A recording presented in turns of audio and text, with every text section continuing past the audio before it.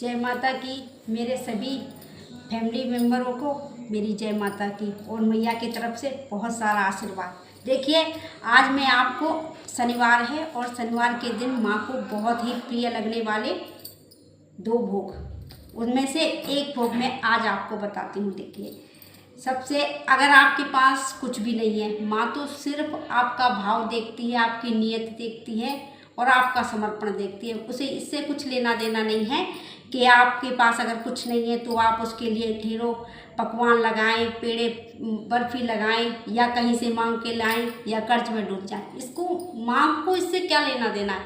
माँ तो ये चाहती है कि माँ आप चाहे एक बतासा, आपके पास कुछ ना हो, 2 दाने चीनी के, वो भी देंगे और आपकी पूर्ण निष्ठा के साथ, पूर्ण प्रेम के साथ, स्नेह के साथ अगर आप माँ को समर्पित करते हैं तो माँ जगत को खिलाने वाली है, जगत को पालने वाली है, जगत निर्मित करने वाली है, जगत की स्वामिनी है। उसे हम जैसे तुच्छ प्राणी भला क्या दे सकते हैं, बस दे सकते हैं तो अपने मन के भाव, अपना समर्पण, और वो ही माँ को चाहिए। देखिए, माँ क्या सभी इष्टों को, सभी देवी देवताओं को चाहिए।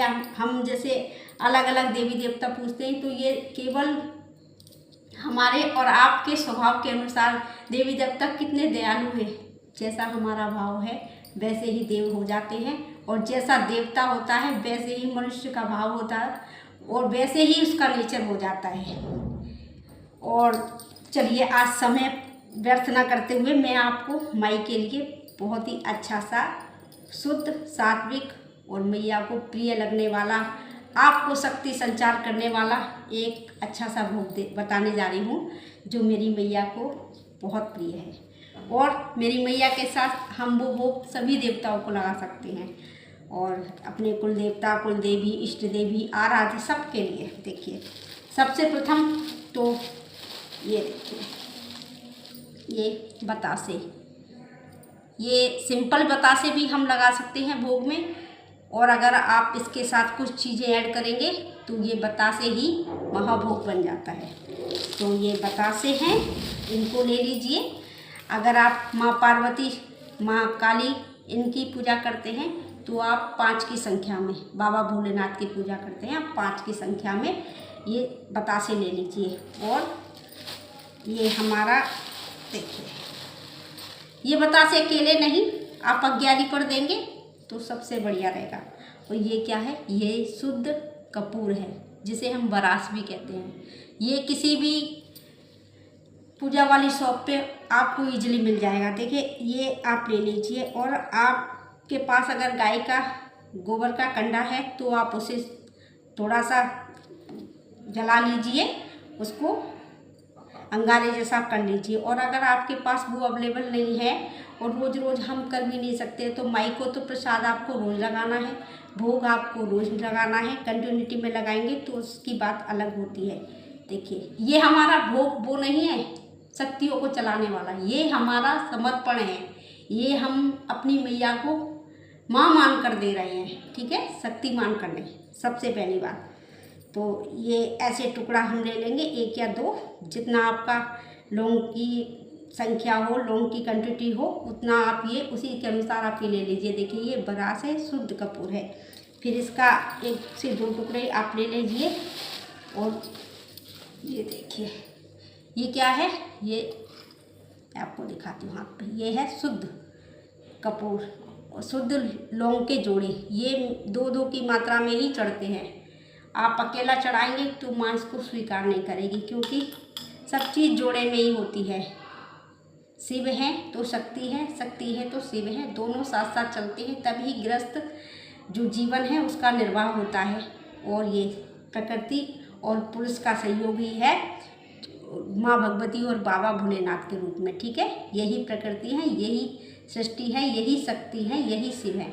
अगर आप इनको अलग अलग करेंगे तो शिव की अगर आप अकेले पूजा करेंगे तो आप गृहस्थ में रहकर नहीं कर सकते, फिर आपको साधु संतों वाला जीवन जीना होगा, अघोरी वाला जीवन जीना होगा। और आप चाहते हैं कि आप गृहस्थ में भी रहें तो आप माँ भगवती, बाबा भोलेनाथ दोनों के साथ में सेवा कीजिए, दोनों को मनाइए, दोनों को प्यार कीजिए, दोनों को अपना मैया बाबा मान करके पूजा आराधना कीजिए।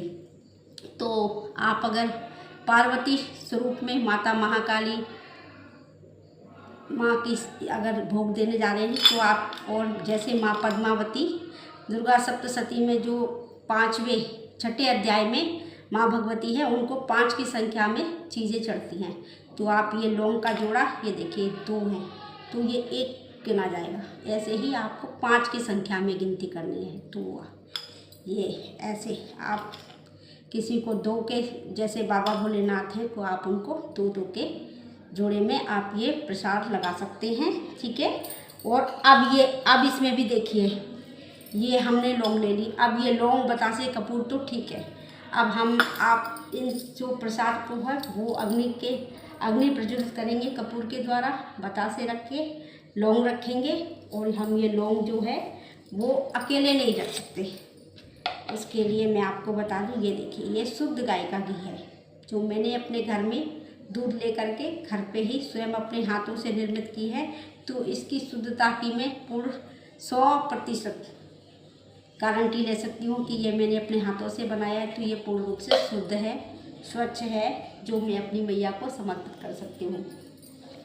तो ये तो हुआ हमारा प्रसाद। और अब आप माँ को मनाइए। माँ को पहले आवाहन कीजिए, दीपक प्रज्वलित कीजिए, उनका जो आपको श्रृंगार करना है, और मैया को विराजमान कीजिए, मैया के चरणों का प्रक्षालन कीजिए, मैया को सिंदूर, कुमकुम, फूल, धूप इत्यादि समर्पित कीजिए। फिर आप अग्नि प्रज्वलित करके अग्निदेव को आवाहन करके फिर आप लोगों के घी के, कपूर का माँ को प्रसाद लगा सकते हैं। फिर माँ इसे अवश्य स्वीकार करती है और शुभ फल आपके जीवन में घटित होता है। ठीक है। ये तो हुई आज शुभ शनिवार के दिन माई के प्रसाद की जानकारी। अब ये जो लौंगे हैं इनका हम बहुत सारी चीज़ों में उपयोग कर सकते हैं, वो मैं अगले पार्ट में आपको जानकारी दूंगी, क्योंकि वीडियो ज़्यादा लंबा हो जाता है तो फिर आप सभी ये कहेंगे कि बहुत लंबा बना दिया है, बोरिंग है, ये है वो है। ये देखिए, बोरिंग नहीं है बिल्कुल भी। इसमें आप, ये जो चैनल है वो मेरा नहीं है, वो माँ भगवती का है और आप सबका है। तो आप सभी इस चैनल को बहुत सारा प्यार दें और मुझे फॉलो करें। माई के आशीर्वाद के आप पात्र बने। आपका स्वागत है। जो आपने मुझे देखा, मुझे सुना, ये माई की इच्छा है, मेरी नहीं। मेरी तो छोटी सी, मैं तो कुछ भी नहीं हूँ, मैं तो सिर्फ माई की बेटी हूँ और उन्हीं के, और आप सबको अग्रसित करने के लिए छोटा सा प्रयास करने जा रही हूँ। और आपको अगर ये प्रयास अच्छा लगे तो आप मुझे फॉलो कीजिए, लाइक कीजिए, कमेंट कीजिए, और अगर मैं कहीं गलत हूँ तो मुझे बताइए। बाकी जय माई की, जैसी मैया की इच्छा, माँ जो चाहेगी वही होता है, वही करेगी। जय माता की।